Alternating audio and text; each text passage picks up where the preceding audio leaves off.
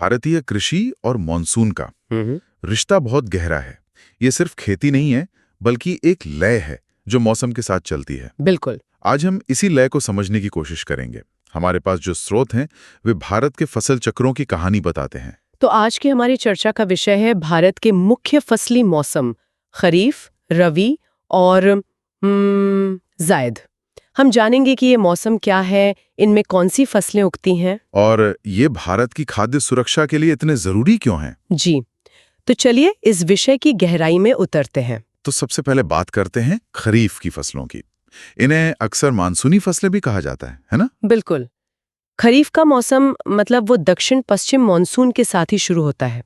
अच्छा। इन फसलों की बुआई जून जुलाई में होती है और कटाई सितंबर अक्टूबर के आसपास।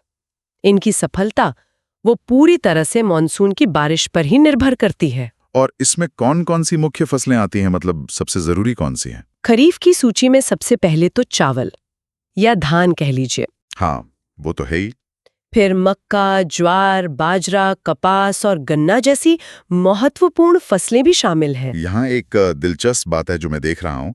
चावल, जो कि एक मुख्य खरीफ फसल है, उसे देश के अलग-अलग हिस्सों में मौसम के हिसाब से अलग-अलग नामों से भी जाना जाता है। हाँ, ये बहुत रोचक है और ये हमारी कृषि की विविधता को दिखाता है।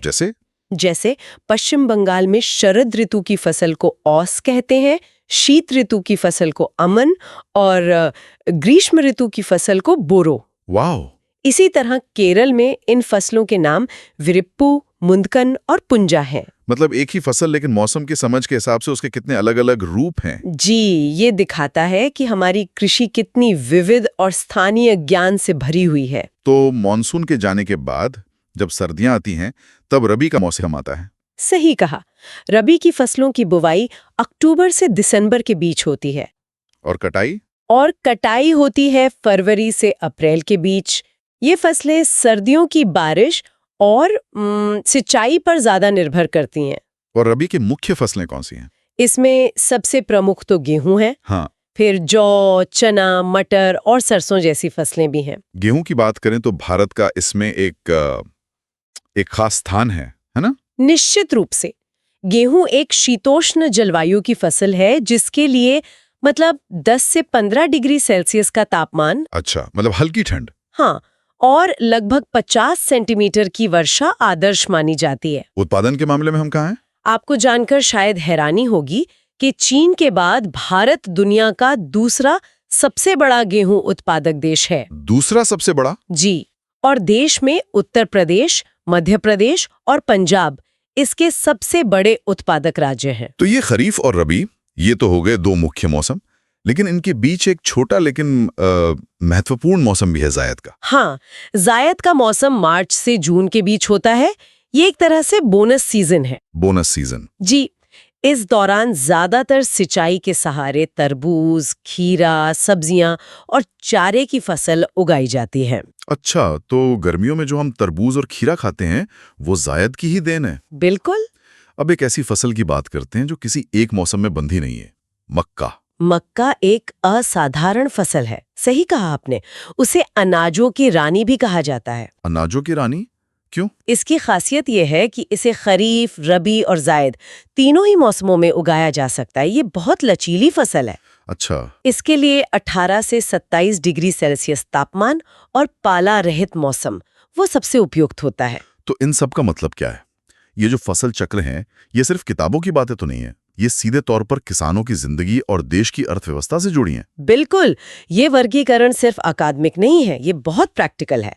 इसी के आधार पर सरकारी नीतियां बनती हैं। जैसे कोई उदाहरण है? जैसे प्रधानमंत्री फसल बीमा योजना।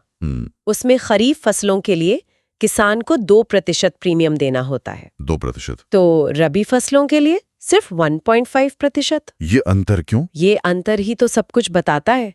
ये दिखाता है कि हर मौसम के अपने जोखिम हैं।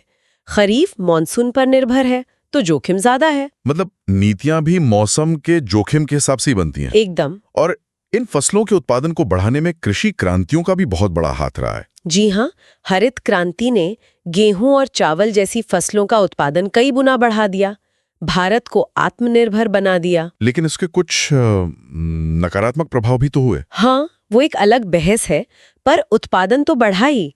इसी तरह पीली क्रांति का संबंध तिलहन यानी तेल देने वाली फसलों के उत्पादन से था। अच्छा, तिलहन। और इसमें सरसों जैसी रबी फसलें भी आती हैं और मूंगफली जैसी खरीफ फसलें भी। तो ये दिखाता है कि कैसे हर मौसम की फसल हमारी अलग अलग खाद्य जरूरतों को पूरा करने में योगदान देती है। सही पकड़ा हवमिय।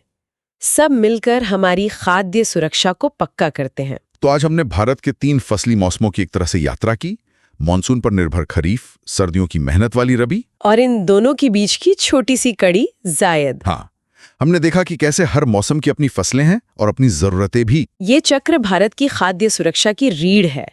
ये सिर्फ फसलों का एक कैलेंडर नहीं है, बल्कि आप कह सकते हैं कि प्रकृति और इंसान के बीच का एक अद्भुत तालमेल है। बहुत खूब कहा। इसी तालमेल पर किसानों का जीवन और हमारी थाली का भोजन सब कुछ निर्भर करता है।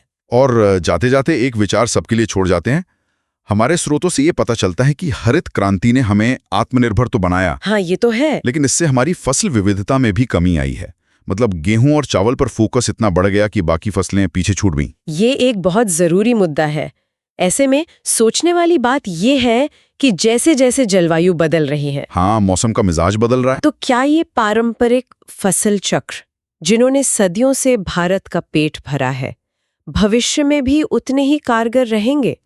या हमें अपनी खाद्य सुरक्षा के लिए खेती के इन तौर तरीकों में और बड़े बदलावों के बारे में सोचना होगा? अगले अंक तक सोचते रहिए।